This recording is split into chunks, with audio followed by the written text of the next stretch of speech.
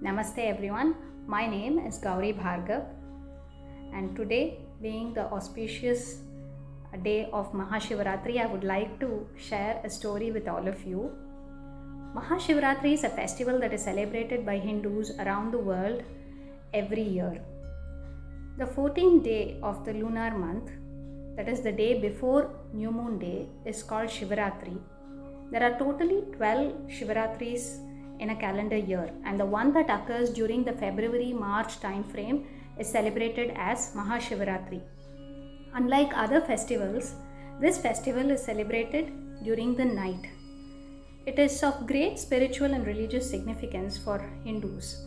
They believe that by worshipping Lord Shiva, one can eliminate the ignorance and darkness that is present in one's life as well as throughout the world.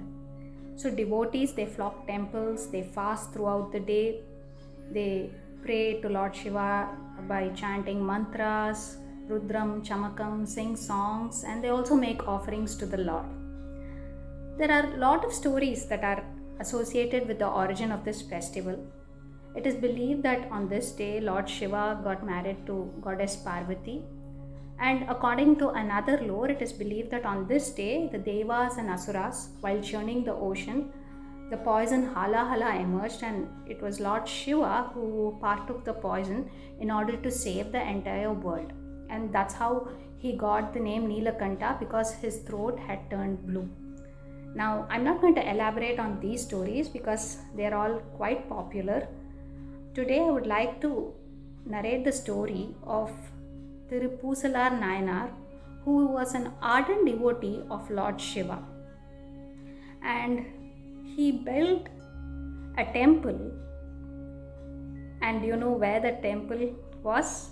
Well, listen to the story to find out where he built the temple.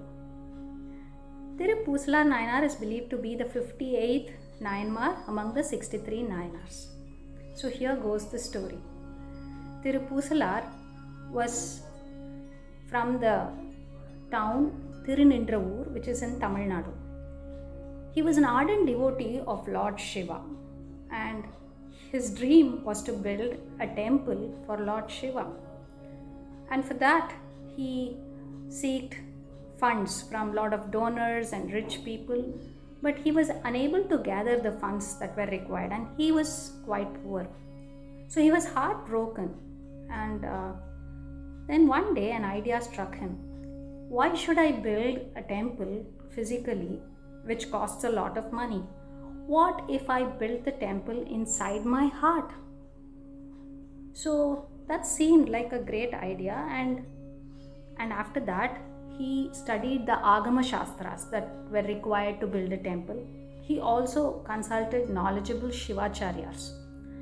Now, he approached donors and rich people to gather funds. But mind you, all this he did it inside his mind, because the temple that he was going to build was inside his heart.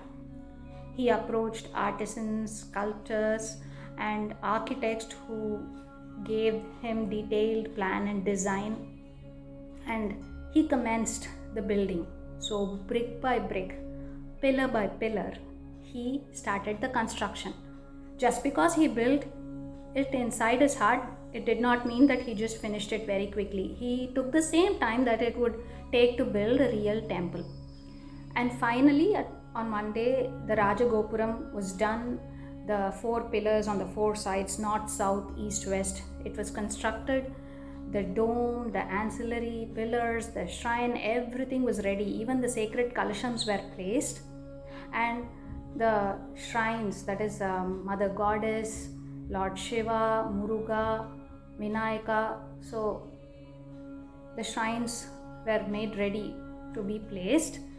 And the temple tank was also dug and filled with clean water for the Abhishekam. So everything was done. Every care was taken, even to the most smallest detail, meticulously by Poosalar. And finally, he decided to perform the Kumbhabhishekam, that is the consecration of the temple. So he consulted priests, and they gave him a date which was very auspicious.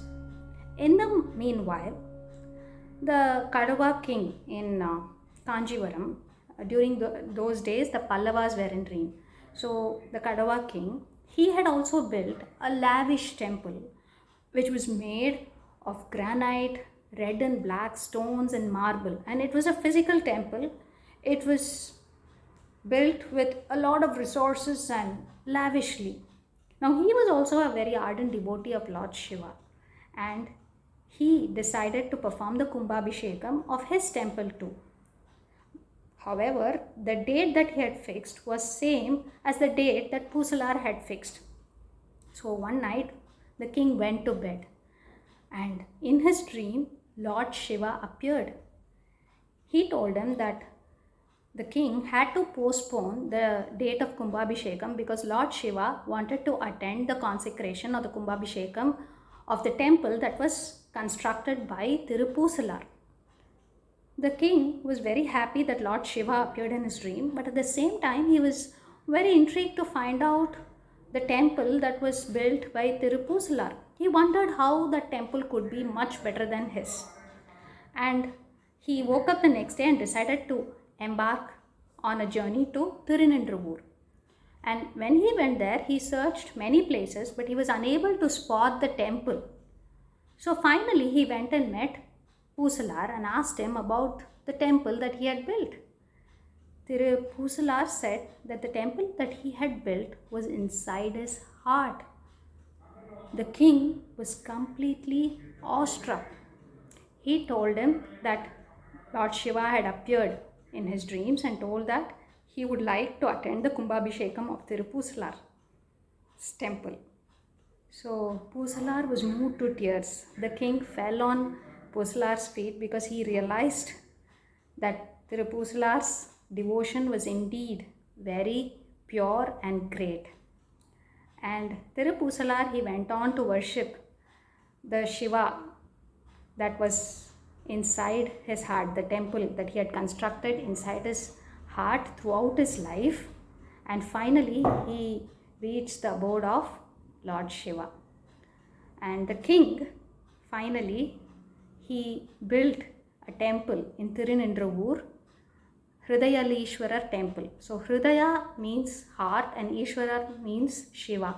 So it was aptly named Hridayalishwarar temple. And finally, Thiru Poosalar's dreams had come true. So this story goes to show how Thiru Poosalar was able to construct a temple inside his heart, and still it was recognized by Lord Shiva. So this goes to show how one can attain the lotus feet of Lord Shiva through pure devotion. I hope you all enjoyed this story. Thank you very much.